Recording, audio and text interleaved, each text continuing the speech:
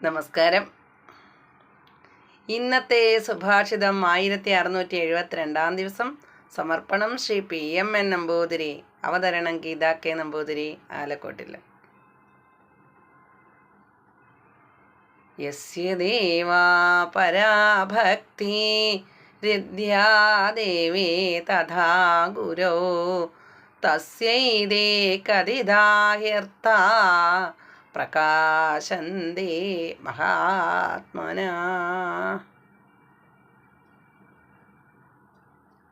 അർത്ഥം: ഈശ്വരനിലും ഗുരുവിലും അചഞ്ചലമായ ഭക്തിയുള്ള മഹാത്മാക്കൾക്കു മാത്രമേ ബ്രഹ്മത്തെപ്പറ്റി ഉപദേശിക്കപ്പെട്ട തത്വങ്ങൾ പ്രകാശിക്കുകയുള്ളൂ.